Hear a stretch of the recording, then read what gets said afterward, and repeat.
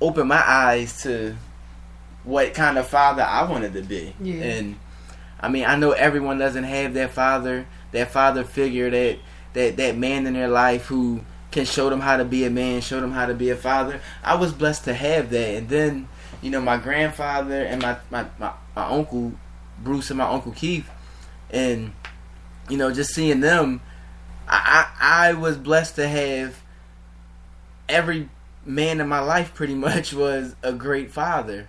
And so I guess I was one of the lucky ones that was able to have that to look up to. And so for me, it was no way possible, regardless of the situation with my children's mother, that I was not going to be present in their lives, that I was not going to be everything to them. And I always talk about it with my girls. Hey, it's going to be hard because we don't like it, and kids don't like their parents when they're younger. But it seems like a common theme that when they get older, we always end up with somebody like our parents. Mm-hmm. And my girls, I'm making it so difficult for you guys. I'm just letting y'all know. Y'all can listen to this episode years down the road and be like, yo, he wasn't lying, yo. Like, his girls are annoying. Like, yeah, because they know how a man is supposed to treat a woman. And I show them those things, and I treat Lynette the same way, so they literally see it. Yeah. And the boys see it. They see how they're supposed to treat a woman because I treat my wife that way. I treat my daughters that way. So they have that example to look up to and say, you know what? I'm gonna do right. Yeah. Because we had that discussion about God, and when we're not around, that God is watching. Guess what? When I'm not around, I'm still watching. You better see me over your shoulder when you thinking about doing something crazy. You like, ooh, no, my dad right there. I know, and that's how it should be. Yeah, and then I love that, you know, it's not just that Daniel's a good example to our children, but he also gets them in a habit of, you know, as a woman being treated like a woman, and as a man treating a lady like, you know, she should be treated. Like, our girls don't touch doors. I don't touch doors, and our girls don't touch doors, because between Daniel and the boys, that's just not what we do. You know, and that's, oh my goodness, they had took some getting used to. And every once in a while, I still slip up. You know, but it took some getting used to. But it's such an awesome thing, you know, to see them, you know, if we're walking somewhere and they know we're about to go into a building, see them try to race in front of each other to be the first to open the doors, or, you know, different things like that. It's just awesome to know that as they grow up, the kind of men that they'll be because of the example that they have. You know, and like I said earlier, I wouldn't have it any other way, because yes, my oldest son was prior to Daniel. That was my first child from my first marriage, and you know, he has that example, and it's awesome. So, you know, he has different examples from both his father and Daniel, that hopefully he can take the best from both of them and become his own man. But you know, it's just great to be in this situation. You know, be married to the awesome man of God. Shut up. That I'm married to. It's really awesome. Yeah, and y'all not here right now, but excuse the fact if, you know, Lynette sounds different. Like, she done did like 4 flips while we've been doing this show. She's like upside down right now, hanging off I don't know what she's doing. So if she sounds different, y'all, I'm sorry. She's like doing too much. You ain't even have to say all that. Shut up. I don't know what my problem is right now. She can't sit still. She like one of the kids. I can't, like, yeah, okay, so we're sitting in the room, and I came in, I sat on the bed at first. I wasn't comfortable like that. So I laid down one way. I wasn't comfortable like that either. So now I'm just laying down and my feet are on the wall. I'm okay like this for the next couple minutes. So, yeah. Yeah. So, that when you're dealing with kids, children like this, what you need to do is, first off, do not just go put them on some kind of medication. That's rule number 1. Don't do that. I'm saying. Don't do that because, man, I don't even want to get into that whole medication thing. No. That's a toughie. Mm-hmm. But what I want your feedback. I want you guys to let us know. This is the end of June, which means that July we're going into a new month, which means that we're going into a new topic of the month.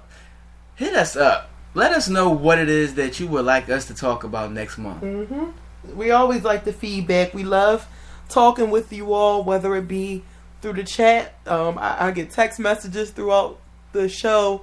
I get Facebook inboxes. However it is you choose to communicate, please do so. And just know that if you're in the chat, you know, you can communicate not just with us, but it's very interactive. You can communicate with anyone else who may be viewing the chat. So yeah, hit us up. What you want to hear? What you want us to talk about? What might you want to talk about? Do you want to be a guest? What would you like the world to know about yourself and your husband? Or if you're divorced, you know, maybe you have some insight to share. Whatever the case is, we're always open to share. Yes. And it is such an amazing thing to have this platform to do this together. Mm-hmm. It is awesome. It's awesome. It's funny because like 8 years ago when I met Lynette, I ain't doing a radio show with this chick, yo. Yeah, no, it wasn't even in my mind. But it is great. It's so funny because, like, this is going to sound so corny. And by the way, for those of you who don't really know us personally, the corniness that you hear displayed, it's not just for show. We're so corny. So extremely corny. And people who know us know it. And I wouldn't have it any other way. So, yeah. So, you know how people say, like, I prayed for you and all that. I did. But it's so funny because what we have is not exactly what I prayed for. Because I never knew there was such thing like this. So, what I prayed for as far as ministry goes, I prayed for, all I wanted was my man to go to church with me. That, you know, that was the extent of it because that's all I was doing. I was just going to church. You know, so I just wanted the man to go to church with me. But now it's like, we have our family and we all attend church and we're active in ministry and, you know, we're out there being fishers of men. Oh my goodness, my husband told me that yesterday, y'all. You know, we're out there being fishers of men and we're going out and we're ministering to people and not just us, you know, as parents, but our children are too. They're going out and they're being lights and I just would have never, ever imagined, you know, having a family the way that it is. And this just goes to show that God answers prayers. You know, He gives you exactly what you need when you need it. Because sometimes I used to catch myself saying, well, I wonder, you know, God should have did this a long time ago. I wish we would have met a long time ago. Or we should have got together a long time ago. But no. Because if we would have got together a long time ago, it would not have worked. No. At all. Not even a little bit. At all. So. Shorty crazy, yo. I'm only a little bit crazy. I'm crazy about you, boo. Oh, stop it. But anyway, no. Yeah, we have no sense, yo. Sorry, it's okay. But yeah, so you know, just when you pray, know that God is definitely going to answer. Now, it may not be yes, here you go. It could be yes, here you go. It could be yeah, but give me a minute because you're not ready for it yet. Or it could be no, I have something better for you. But He will definitely answer your prayers all the time. Yes, He will. And, you know, we all have that case where you can think back. And I was ready to get my mom some boxing gloves. And I was ready to go to work with her, me and her, in the ring for about 3 rounds. And just fight. Because I can look back over my life and hear all those prayers. Mm-hmm. Oh, my God, please, I pray that you just give Daniel a child that acts like him so he can see what I had to go through. And God answers prayers. And I have many Daniels. And Lord knows, I would have been so much better as an 80s parent than a 2000 and plus parent. Because, oh man, I grew up on like Hulk Hogan, back in the day, Andre the Giant, Jake the Snake, Sting, Ultimate Warrior. I want to do every wrestling move possible on my mini-me's because, yeah, I don't know how my parents survived with me. It was with me. I still remember certain people, using a certain theme song to a movie, and I would walk into the room, and it was like, so it's like The Omen. Everybody called me like Satan's spawn. I was horrible, and thank God I had me some me's to straighten me out. Yeah, my mom always said that when you have a daughter, she's gonna be 10 times worse than you. And Lord knows, my baby is an angel. Why are you so quiet? She is. My baby. Okay, listen. Let me put it like this. She is, but my baby is me times 10. Exactly. The attitude. I don't have half the attitude that she does. I love my baby. I love her personality. She has such a strong personality. My baby is wonderful, and I love it. My baby is wonderful, and it's those occasions where she does something. I don't even look at her. I don't say anything to her. I just go straight to Lynette and be like, "Yo, see, that's you. Yeah, that's you."